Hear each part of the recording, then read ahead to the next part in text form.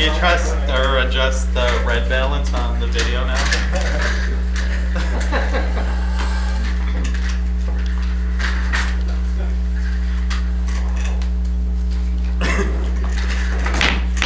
I'd like to call to order the meeting of the Education and Government Committee. Any discussion to come before the committee this evening? Hearing none. The reason I wanted to call an additional Education and Government Committee is we've had quite a few discussions on in January and then again in February, dealing with other things on the committee.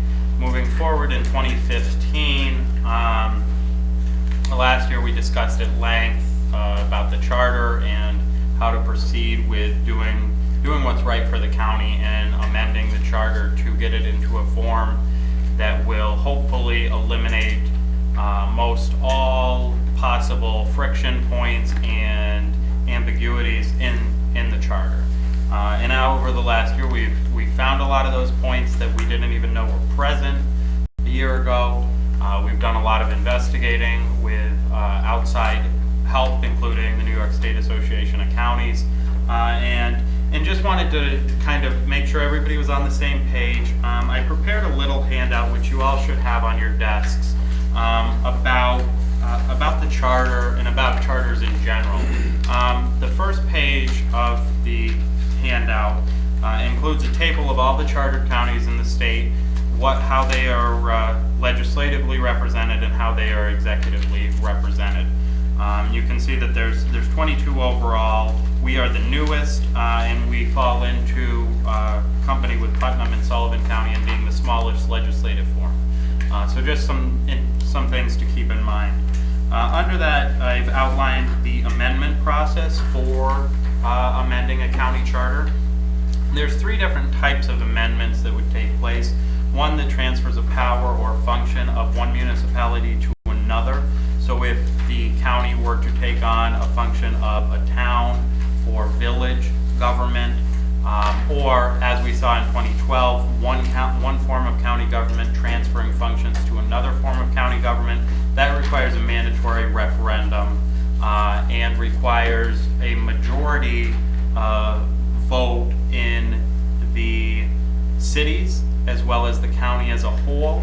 And additionally, just to add as a side note, if we were to ever propose moving a function from, let's say, town or village government to the county, that referendum would have to be approved by a majority of each and every town and or village, as well as the county as a whole. So that's just something to keep in mind. But I don't foresee nothing is being looked at in that form in this process. Yes, Legislator Wheeler. Just to make it relatable, if we wanted to, let's say, do a countywide assessment, we would need to do a mandatory referendum, and it would have to pass in the same fashion the city. So countywide assessing, because it is a duty of a function of the towns and the 10 towns and the city. If that were to be done charter-wise, it would have to pass by a majority in each of the 10 towns, the city, and the county overall. But again, that's not something we're really looking at the time. The other two possibilities for amendments are if in the charter the duties, powers, or functions of any elected official are altered in any way. So if they're transferred from one to another, or if a position is eliminated or eliminated or created, that requires a passive referendum. Now, I want to clarify, passive referendum's been something that's sort of presented, well, what's this mean over the past couple years since the charter was adopted. Passive referendum means that after the date of enactment as a local law, there's a 60-day time period in which any qualified elector of the County of Montgomery could create and obtain signatures on a petition protesting the amendments or the changes to the charter that were enacted. Within that 60-day period after enactment, a total of 5% of electors from the last gubernatorial election would have to sign a petition. As a right now, that's about 650 electors. So if within that 60-day period, a valid petition with the required amount of signatures is filed with the county clerk, the changes, the amendments to the charter then must go to a referendum at the next general election, that being at least 60 days away. If it's not 60 days away, it goes to the next general election. So with those things in mind, with a passive referendum, assuming that we would want to get any changes on for the 2015 general election, which will take place November 3rd of this year, the petition deadline going 60 days back would be September 4th, and the enactment deadline would be July 6th. So basically what I'm getting at here is if we're looking at, I think what we're looking at with charter amendments is going to be clarifying some ambiguities in the powers and duties of the legislature, the executive, and the treasurer. And with that in mind, it would be subject to a passive referendum and put us at a timeline of June enactment if we wanted it to be able to be on the ballot this November. So that's something to keep in mind. Anything else that we would want to change in the charter, including just taking out the typos and the editing notes that were left in after original enactment, those just require a local law. There's no referendum requirement in that. So if we wanted to create one thing that we have in our charter right now is we are lacking a article creating a data processing department where most other departments are chartered, or even the qualifications of department heads. Those can be altered by simple local law as long as it does not affect an elected official of the county. Legislator Wheeler, did you have a question? I did, but I was going to wait till you were Okay.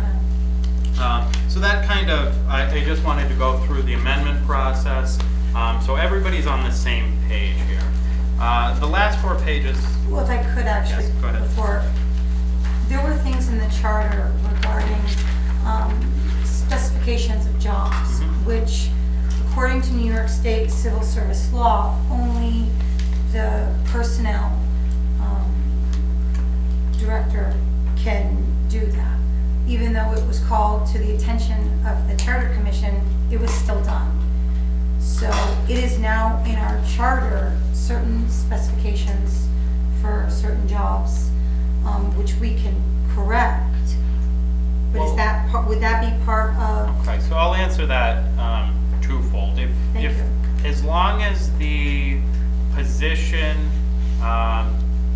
that we're talking about is not an elected position, it can be changed by local law. Okay. If it is an elected position, it would be subject to permissive referendum. Additionally, state law, there are some positions that by state law, there are certain requirements and there are terms of office. We cannot, under our charter, change those provisions. However, we can additionally place other requirements and terms of office for any other position. So right now there are two positions within the 2 or 3 positions within the county that are state mandated terms of office. We could, however, it probably would not be advisable to put that in there, but we could place term limits, we could term spans for appointed department heads, we could place requirements. However, that is something that should be more on the administrative side. The charter is there to prescribe a form of government and to prescribe a general administrative framework. So there shall be a Department of Public Works that shall be headed by a director or commissioner of public works who shall be appointed by the executive, confirmed by the legislature, and so on, and have the annotated powers and duties of that department. However, really a charter should not get into personnel requirements, any additional ones that are not already in state law. So just to follow up real quick, or the specifications of a certain job, whether it's full-time or part-time. Absolutely. As it is. Okay. Absolutely. Now that, of course, it can be changed by local law, and it's subject to the debate by this legislature and then the approval of the county executive, since it's no different than any other local law, and that could be entertained. But as far as requirements for who fills positions, education requirements can be deleted, can be added. Additionally, residency requirements. We've discussed that in the last month with the very apparent nature of the fact that we've got a county of 50,000 people. I believe only about 20,000 within the working age, and we're supposed to, out of that, find sometimes licensed people as per state requirements, and that can be challenging at times. So that's something we could entertain for this charter of opening that up. Other charters have said that a certain director or commissioner may live within 50 linear miles of the county seat.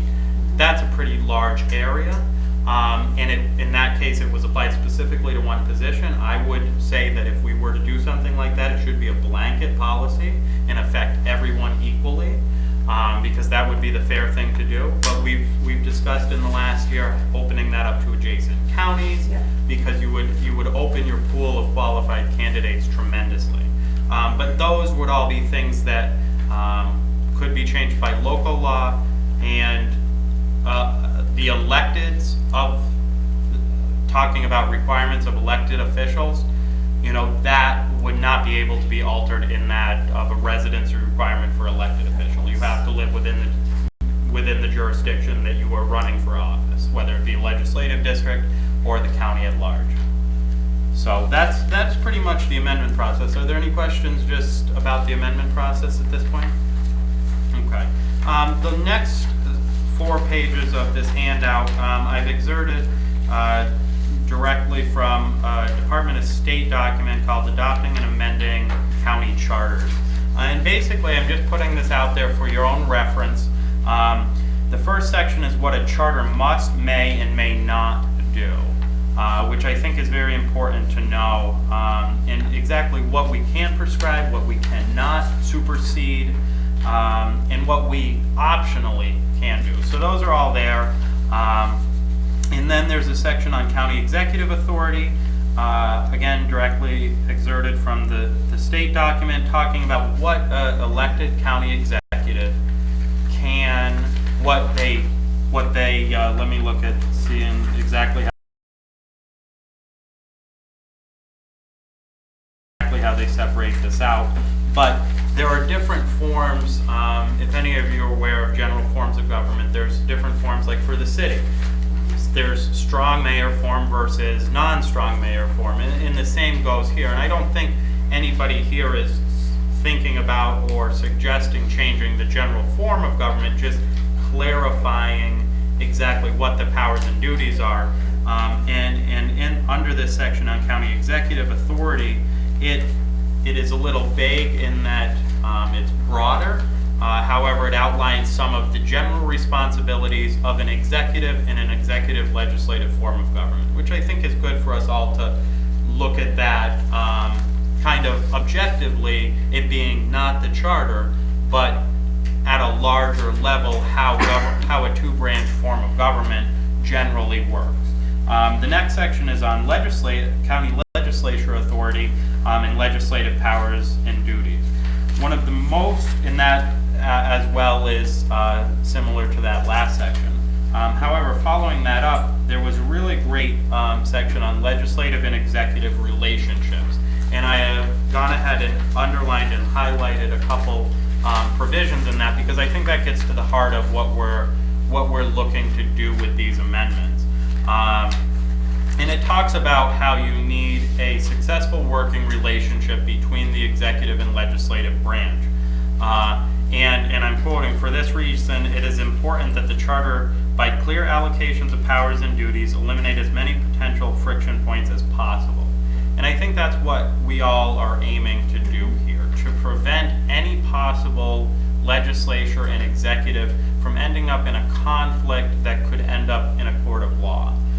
We are here to govern the county and do best by our constituents and not end up in a situation like that. So there are definitely portions of our charter as it exists now that are major potential friction points. And I think it should be our goal to eliminate and clarify as many of those as possible. There's some other interesting lines in there that I think are worthy of, well, everything in this I think is worthy of going through and understanding. But the last thing that I want to point out is this subsection I have at the end on administrative structure. And this kind of alludes to what you had mentioned, Legislator Wheeler, about what we can and cannot do in a charter. And it says right here, it uses the example of the sheriff and the social services commissioner, that we cannot become more laxed in the requirements or the powers and duties as delegated by state law, but we can extend those and grow upon those. So where state law prescribes that the Department of Social Services Commissioner shall have a term of 5 years, we cannot reduce that. We can extend it. But we can make alterations to, we can add powers and duties. We cannot subtract the requirements of some of those positions. But as far as administratively speaking, this county, this legislature, this executive has the power and the ability to make any administrative structuring changes as it sees fit to have the most effective and efficient form of government. And save, we're in a time period of government efficiency grants. This charter ideally will be in its final form and ideally being acted on by this legislature in June, following the submission of government efficiency grants. And I think this is an opportune time to possibly look at some of this. I know this last year in our budget process, we consolidated 2 departments, fire services and emergency management. So going through that this year, over the next couple months, I would encourage, if any of you have any thoughts on how to, have that in there. I think the goal for all of us should be here to pass a charter that can be used for the next 50 years and never lead an executive and a legislature into a conflict, so that we can do what we're really here to do. And I think that should be what we're aiming towards, is getting a charter on the books that without any extenuating circumstances does not need to be amended for the foreseeable future for our lifetimes. So that being said, again, I just wanted to get everybody on the same page, start thinking charter again, refresh your memory on the amendment timeline, and at this point, if there's any questions by any legislators, I'd be happy to entertain that. If not, Well, since we're here and it's the topic of discussion, if I bring it up at any other time, and I believe it was under your committee that we appointed the liaison for the Chamber of Commerce. I don't know if it was, I think it was under economic development. Was it under your committee, Bob? I believe so. Did you have the first, it's the third Wednesday. We were gonna report back, on that. Since we're doing, reporting, I figured it's always best to start with us. Would you be able to do that for next month, or? That would be great, awesome, thank you. Any other charter comments, concerns, questions? Yes, Thank you very much. We put a lot of time in this. you're welcome. I'm looking forward to presenting, bringing to the table a document that we can discuss at length. I think we'll have to have a couple sessions to fully review it and go through it and make those changes. And additionally, having the executive involved and NISAC involved in looking this over before it's finally enacted. We saw what can happen if you we don't follow those channels, and we don't want to do that again. So, thank you very much for that comment, and, I'm looking forward to getting a good charter on the books, hopefully, as is our procurement policy, hopefully a model charter for the state and other governments to look to in moving forward. Yes, Legislator Diamond. I would like to echo Legislator Kelly's remarks and thank you for your yeoman work on this. What I would like to see, and again, just my opinion, if you and the executive got together and under the 3 different referendums would itemize what you both feel would fall under those categories, and then at some point the entire legislative body would either vote them up or down. Mm-hmm. And I'm not sure if that's what you had in mind or. Really, as far as my thought on moving forward with this is we could amend it piecemeal, one at a time, and we could change a number of things. We're not going to have anything that requires a mandatory referendum. Okay. In this proposed, this revised charter that we'd be looking at for this year.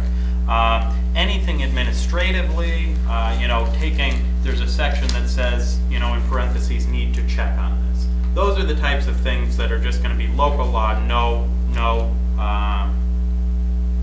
referendum necessary. Now, under the permissive referendum, it's going to be the things that, our charter at this point delegates budgeting duties to both the executive and the county treasurer. So it's going to be things like that, and I would be happy, and I think what we'll do is, present one full charter in a revised form and specifically point out the things that could be construed as a change in function, duty, power of any elected officer. And those are the things that would trigger a permissive referendum. So at that point, we could